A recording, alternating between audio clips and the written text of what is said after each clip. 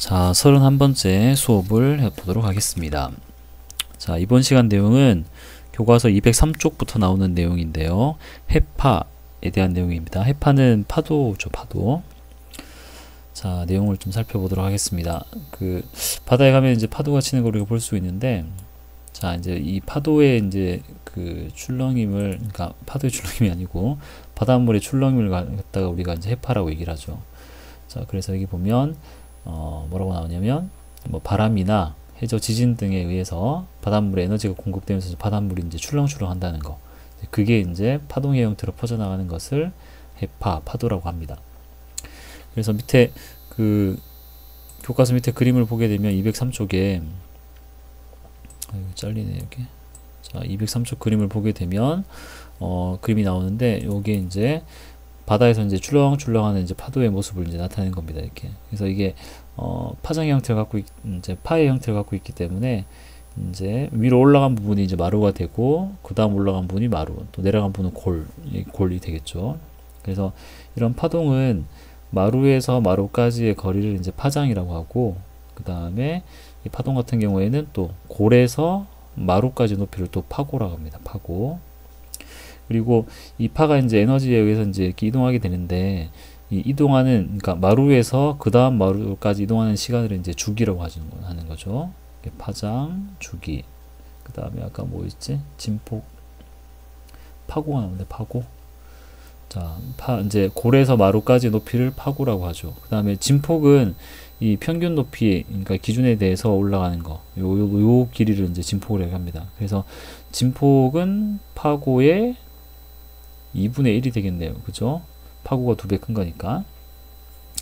어떤 이제 파동을 이제 이렇게 설명을 하는데, 마루에서 다음번 마루까지 가는데 걸리는 시간이 주기이기 때문에, 그리고 마루에서 마루까지의 거리를 파장이라고 하는 거죠. 그래서 이 파동의 속력, 해파의 속력은 주기분의 파장 이렇게 설명을 할 수가 있습니다.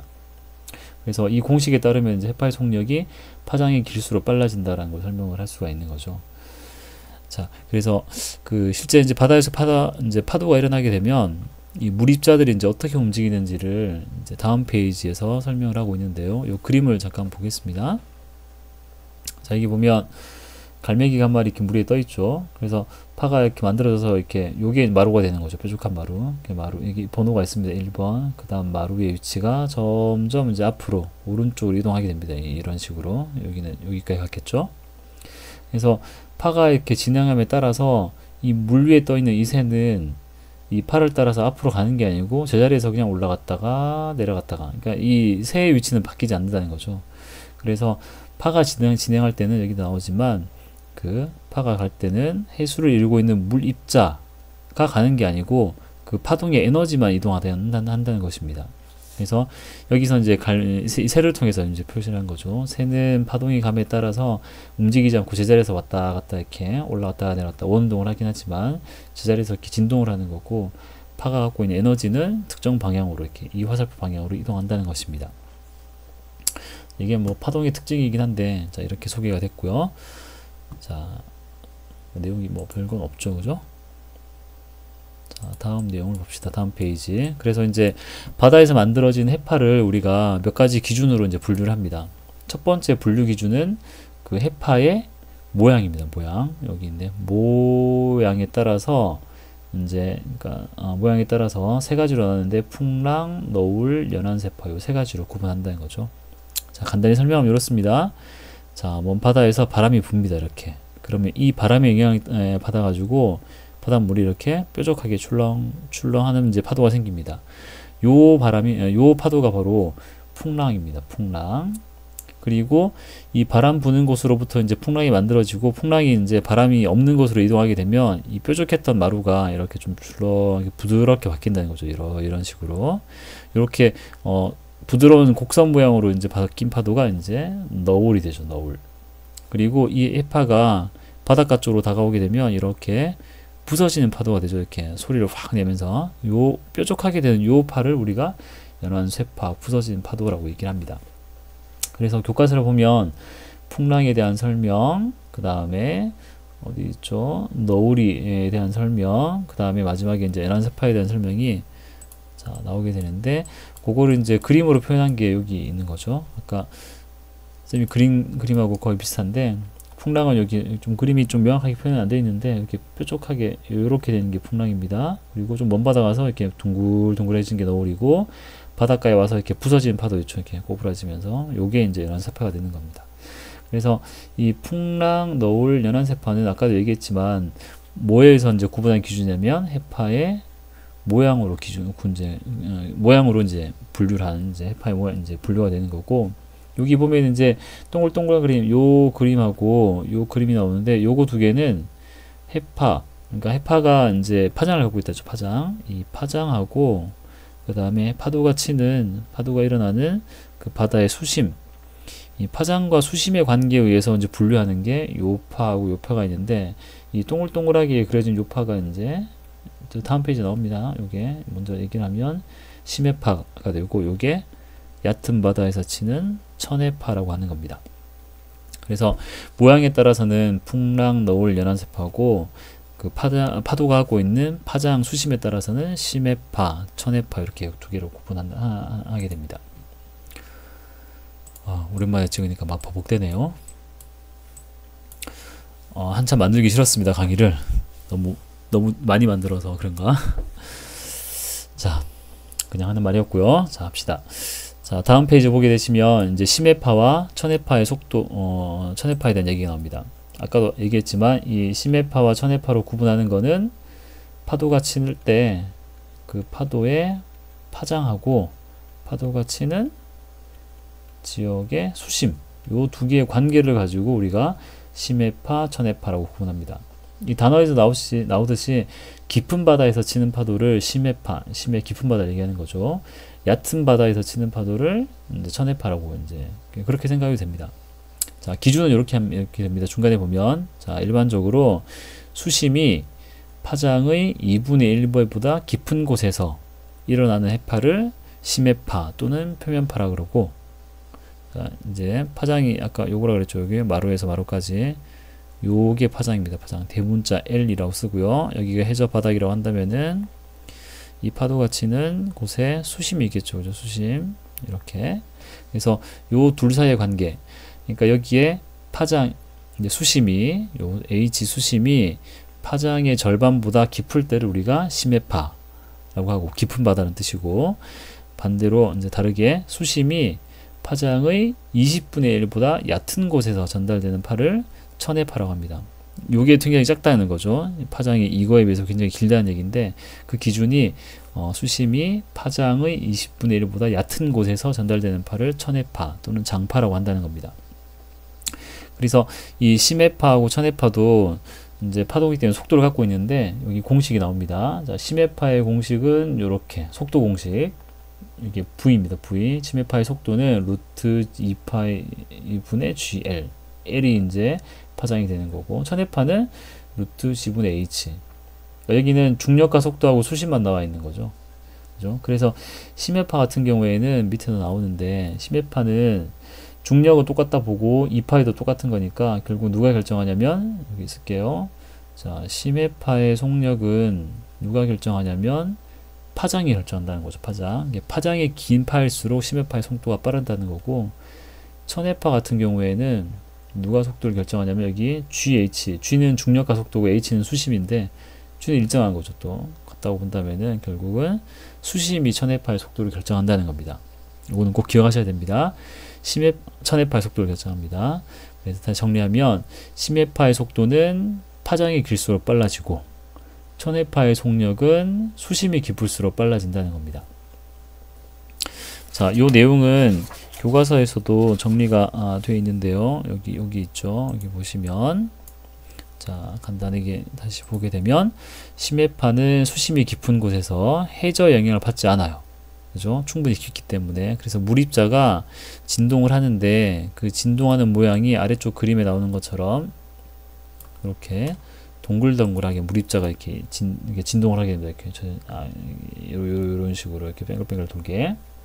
그래서 물입자가 원궤도를 그리면서 운동을 하게 됐고, 그리고 천해파 같은 경우 여기 설명이 나와 있죠. 천해파 같은 경우에는 해저의 영향을 받아서 물입자가 타원 궤도를 그린다는 거죠. 그러니까 얘가 정확히 원을 그리고 싶은데 워낙 이게 파장이 길고 수심이 얕기 때문에 바닥 영향을 받아가지고 물입자의 운동하는 모양이 납작해졌다는 거죠. 그리고 수심이 깊어질수록 점점 더 바닥 영향을 많이 받으니까 점점 납작한. 그래서 해저, 여기가 해저 바닥입니다. 해저 바닥. 해저에서는 물입자가 가만히 있는 게 아니고 앞뒤로 왔다 갔다 하는 이런 영향을 이제 진동을 하게 됩니다. 이런 식으로 입자들이 진동하면서 에너지가 전달되는 게 전해파. 이런 식으로 가는 게 심해파가 되겠습니다. 자, 두 번째 문제는 아까 앞에 문제는 있었습니다. 그 진폭하고 파고의 관계 물어보는 거였고, 두 번째 문제는 요겁니다. 천해파는 수심이 얕아질수록 해파의 속도가 느려진다 그랬죠. 그죠? 그러니까 천해파의 속도는 루트 G분의 H. 중력과 속도가 거의 뭐 일정하니까 같다고 보고, 그러니까 수심이 천해파의 속도를 결정한다. 이렇게. 자, 공식은 꼭 외워야 되는 건 아니긴 하지만 요 관계는 꼭 아셔야 됩니다. 심해파는 파장이 길수록 빠르고 천해파는 수심이 깊을수록 빠르다. 그래서 뭐 이런 게 설명이 되죠. 만약에 천해파가 쭉 오는데 수심이 점점 얕아지고 있어요. 이렇게. 만약에 여기서부터 천해파라고 합시다. 그럼 천해파가 쭉 다가온 동안에 점점 수심이 얕아지는 거죠. 그러면은 천해파가 다가온 동안에 여기에서 속도, 여기 속도 점점 느려진다는 겁니다. 그쵸? 그러니까 천해파는 수심에 따라 속도가 점점 느려지게 됩니다. 그래서 파도가 이제 이렇게 파장이 또 합시다. 이렇게 이 정도 파장. 근데 앞에 가는 파가 먼저 수심이 얕아지니까 느려지게 되는 거죠. 뒤에는 여전히 깊으니까 빨리 오게 되고, 그래서 처음에는 이 정도의 파장을 갖고 있다고 하더라도 앞에서부터 느려지기 시작하니까 결국은 파장이 가까이 오게 되면 이렇게 짧아진다는 거죠. 왜냐하면 앞에서는 천천히 가고 뒤에서는 계속 빨리 오고, 그러면 점점, 그러니까 예를 들어서 사람들이 걸어가는데 일정한 간격으로 걸어간다는 거죠. 이렇게. 그런데 이렇게 쭉 걸어가고 있는데 여기 있는 앞에 있는 사람이 수심이 얕아지니까 속도가 느려진다는 거죠. 천해파 입장에서 보면. 그래서 이 사람이 점점 느리게 가니까 뒤에서는 빨리 오고, 그러니까 사람의 간격이 점점 좁아지게 되죠. 이런 식으로. 뒤에서는 계속 들어오게 되니까. 그래서 이 사람이 처음 간격이 파장이 긴 거고 점점 가까워져서 이제 좁아지는 게 파장이 짧아진다는 겁니다. 그래서 천해파 같은 경우에는 이 해안으로 점점 가까이 올수록 파장도 짧아지게 됩니다. 이렇게. 속도는 느려지게 되고, 자, 그런 변화가 생길 수가 있습니다. 자, 여기까지 하면 이제 주요한 내용은 다 했고요. 우리 교과서에는 안 나오는데 교학서 교과서에 나오는 내용이 있어서 설명을 드리겠습니다. 자, 천해파에 관련된 내용인데요. 자, 바닷가에 가보면 이렇게 바다 쪽으로 튀어나온 육지가 있고 안으로 들어간 부분이 있죠. 그죠? 튀어나온 부분을 곧이라고 합니다. 곧. 여기 볼록 바다 쪽으로 튀어나온 부분을 곧이라고 하죠. 곧. 그리고 안으로 들어간 부분을 만이라고 합니다. 만. 자, 근데 여기 가보게 되면 이 만이 있는 곳에는 이제 모래사장이 발달하고 이 곧 튀어나온 부분에는 암석이 막 드러나 있습니다. 왜냐하면 여기 침식이 활발하고 여기는 퇴적이 활발하기 때문에 그런데, 자, 이 곳에 침식이 잘 일어나는 이유를 천해파의 이제 그 성질로 설명할 수가 있습니다. 자, 여기를 보시면, 자, 요 빨간색, 파란색 동그라미를 그렸는데 이게 자동차 바퀴라고 생각합시다. 자동차 바퀴. 그러니까 파도가 먼 바다에서 이렇게 쭉 들어오고 있습니다. 이렇게. 요게 하나의 이제 하나의 같은 파도라고 생각하시면 됩니다. 자, 파란색 바퀴가 있는 이제 파란색 자동차로 생각하고 파란색 바퀴가 있는 곳하고 빨간색 바퀴가 있는 곳하고 먼 바다에서 올 때는 똑같이 오다가 해안으로 가까이 오게 되면 수심이 점점 얕아지게 되는 거죠. 그래서 수심이 얕아지면 이제 해파의 속도도 느려지게 되는데 이 파란색 바퀴가 있는 곳에서 빨리 수심이 얕아진다는 겁니다. 이렇게 색깔이 표시가 되어 있는데, 자, 이 파란색이 먼저 수심이 얕아지기 때문에 속도가 먼저 느려지게 되고, 이 빨간색 바퀴가 있는 곳은 수심이 그러니까 좀 천천히 얕아지기 때문에 속도가 여전히 빠르다는 거죠. 그래서 얘는 느리게 가고 이쪽은 여전히 빠르게 가기 때문에 이걸 자동차로 생각한다면 자동차의 진행 방향이 이렇게 휜다는 겁니다. 어디 쪽으로 휘냐면 곧 쪽으로 휜, 곧. 여기서 간 놈은 이렇게 휜다는 거죠. 그래서 파도가 쭉 평양에 가다가 이 곳에 막 파도가 이렇게 때리게 됩니다. 이렇게. 해수욕장 안에 있게 되면은 이 파도가 다 휘어가지고 곳으로 다 모여버리기 때문에 이쪽에는 그러니까 약한 파만 이렇게 오게 됩니다. 그래서 여기는 퇴적이 활발하게 일어나고 여기는 파도가 세게 막 때리니까 침식이 활발하게 일어난다는 거죠. 그래서 이거는 그 천해파의 성질, 그러니까 수심이 얕아지면 속도가 느려지는 걸로 설명할 수가 있다는 거죠. 자, 요 내용도 같이 기억을 해주시고요. 자, 이제 다 됐습니다. 자, 뒷부분에 이제 해일 나오는데, 해일은 굉장히 파장이 큰 해파라고 생각하시면 됩니다. 그래서 여기도 설명이 나오지만, 자, 두 가지가 있죠. 어디 갔지? 이제 크게 지진 해일과 폭풍 해일이 있는데, 이 두 이제 큰 파도, 파장이 큰 파도인데, 이거 둘 다 파장이 매우 크기 때문에 천해파의 성질을 갖고 있습니다. 자, 먼저 지진 해일부터 보게 되시면, 자, 보시면요, 여기, 자, 이제 해저에서 지진이 발생합니다. 이렇게. 그러면 지진이 발생하게 되면 이 지진파, 지진에 의한 땅의 이동이 생기는 거죠. 그 땅의 이동이 그 위쪽에 있는 물을 출렁거리게 만드는 거죠.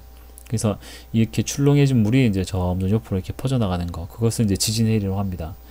근데 이렇게 지진이 발생해서 위에 있는 물을 출렁하게 하려면 이 정단층이나 역단층처럼 땅이 위아래로 움직이는 경우에만 가능한 거죠. 그래야지만 위로 땅이 올라오면서 갑자기 이제 위에 있는 물을 툭 칠 수가 있게 되는 거죠.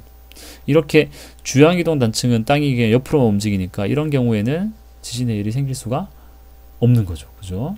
위로 올라오거나 땅으로 꺼지면서 이렇게 물을 출렁하게 만들어야 되기 때문에 파도가 생기려면. 그래서 이런 주양이동 단층에서는 아니고 역단층이나 정단층에서 또는 뭐 수직단층 이런 데서 이제 지진이 발생하게 되는데, 자, 이런 지진의 일의 특징은 파장이 아까 얘기했지만 파장이 매우 길다는 특징이 있습니다. 이렇게. 그래서 지진의 일은 파장이 100km 이상. 근데 수심은 아무리 깊은 바다라도 이제 뭐 특별한 해구 이런 거 빼고 한 4, 5km 정도밖에 안 됩니다. 그래서 이 지진의 일이 발생하게 되면 바다 어느 곳에 있든지 이거는 천해파의 성질을 가질 수 있다는 거죠. 그렇죠? 아까도 얘기했지만 천해파는 누가 속도를 결정한다면 수심이 속도를 결정하게 되죠. 수심. 그죠? 그래서 요거 밑에 있는 그림은 우리가 수업 시간에 이제 한번 같이 얘기를 해볼 텐데, 이제 이쪽 이제 인도네시아 이쪽 지역에서 이제 지진이 발생했고, 이 지진에 의해서 이제 지진해일이 생기고, 그게 이제 퍼져나가는 모습을 이렇게 그린 겁니다. 이렇게. 같은 마루가 진행하는 시간을 이렇게 1시간, 2시간, 3시간, 4시간 이렇게. 근데 어떨 때는 파가 느리게 가고 어떤 곳은 좀 빨리 가고 이런 차이가 생기죠.